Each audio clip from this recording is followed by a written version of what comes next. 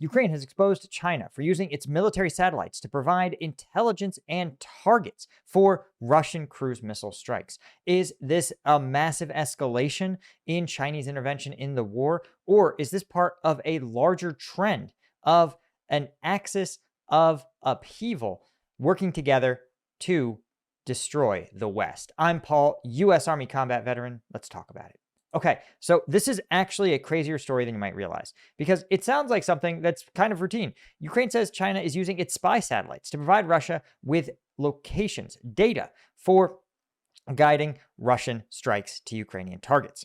And this is actually pretty surprising, right? Especially because many of these sites include sites that are owned by foreign investors. You might recall that a U.S. company who had a plant operating in Ukraine was hit by a Russian missile, and it's believed that this is likely a part of that. Now, this, on one hand, the surface sort of level analysis is that this reflects a growing level of cooperation between Russia and China, conducting satellite reconnaissance to Ukraine's territory to find strategic targets for destruction, right?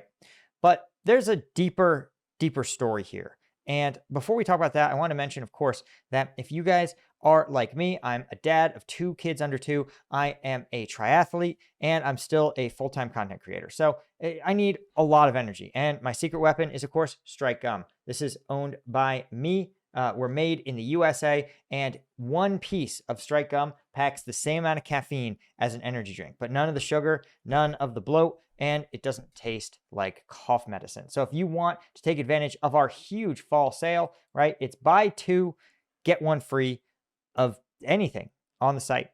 And it stacks with free shipping if you are in the continental United States, right? So go to strikegum.com, pick some up. Okay. So let's talk about the deeper level here. So we also see the Chinese are allowing the Russians to recruit on their social media, and China has one of the most tightly controlled social medias in the world.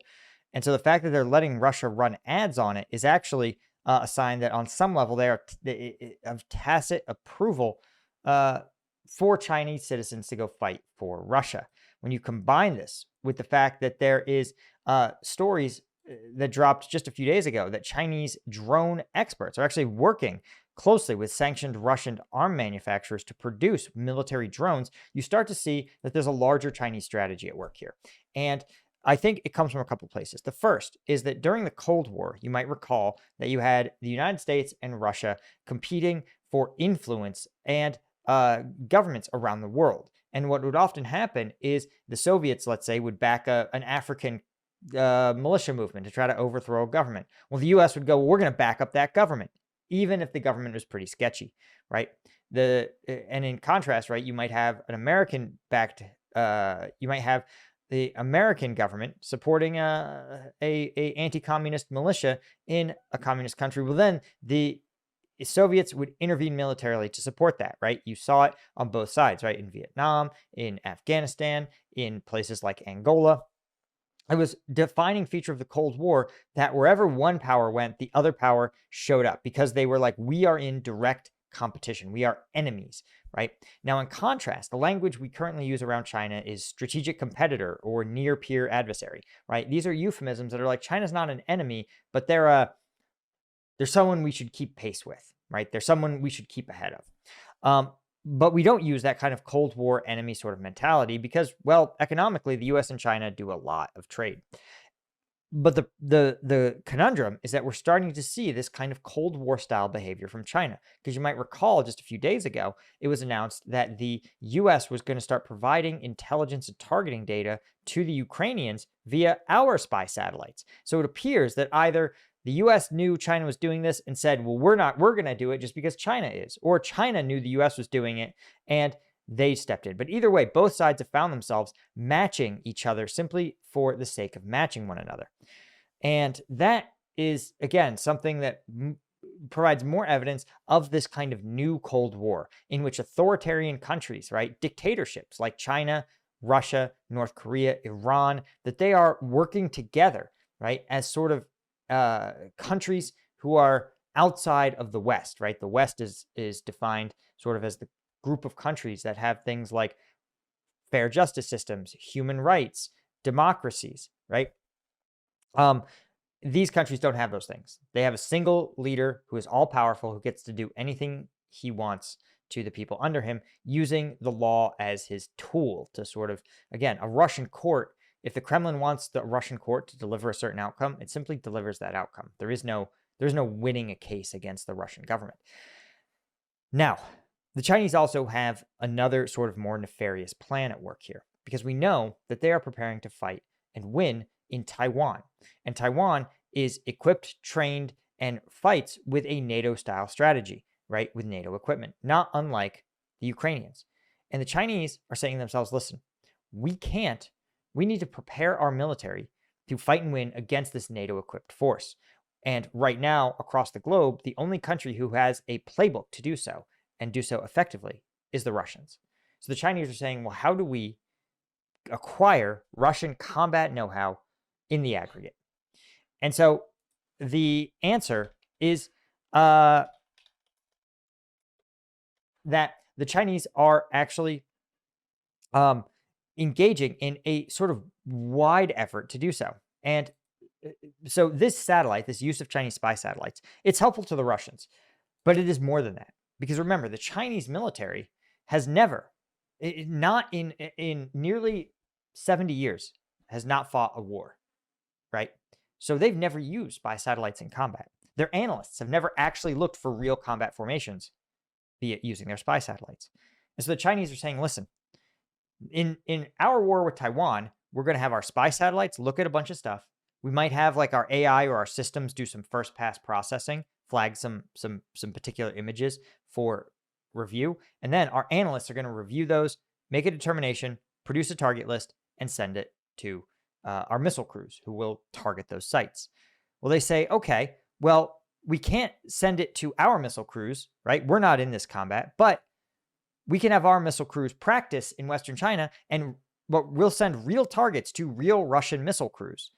And for these analysts and for the satellites, and for even if there's an AI image processing, all of that is such valuable training. It's going to make them very, very effective. And it's going to teach them to do their jobs at the speed of combat and in a real combat environment, looking at real combat troops moving in real ways. It is orders of magnitude better than any sort of training that the Chinese military can possibly do. And so you see that they are training parts of their kill chain. Again, the satellite reconnaissance, target identification, and passing those coordinates on to a strike crew. And China's exercising those. It's building that capacity, right? But that's not the only way, right? As we talked about, the Chinese also are doing it in a manufacturing capacity. Because remember, the Chinese officially say they're not providing Russia with military equipment. And that's like sort of true, because the actual munitions, the actual weapons are being provided by Chinese ally North Korea. But the Chinese say, listen, we're not providing you the artillery shells or the RPG warheads. But the Chinese say, we're providing them with civilian equipment that the Russians could do things with. For example, cameras. We might provide them with jet engines for drones. Now, those drones could be flying over an airport or the Russian permafrost to check on climate change. But in all likelihood, when Russia's ordering thousands of cameras and thousands of drone parts, we all know what they're really doing. But the Chinese are not just fine with it, they want it. Because what they're doing is they're building out this factory system, these series of manufacturing capabilities that will be able to be turned from selling to Russia at a profit to providing the government with these same drones when they invade Taiwan. So China is building the industrial base needed to fuel a war in Taiwan. And it's doing so, and it's being paid to do so. The Russian government is paying them to develop a war economy. It's brilliant.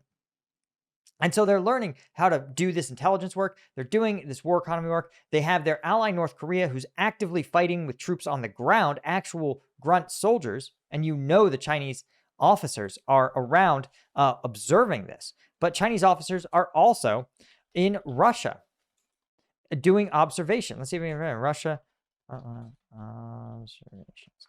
So this has been well documented that, again, this is from, according to Reuters, Chinese military officers have been present in Russian really behind Russian lines with Beijing's approval. So again, Beijing has said, listen, don't let these officers get killed. They can't afford to be seen getting killed at the front, but they are allowed to get close to Russian military operations to observe how the Russian military is structured and how they conduct these operations. So you can see that China is getting some of its grunt soldiers fighting, right, in both North Korean and Chinese mercenaries that are recruited.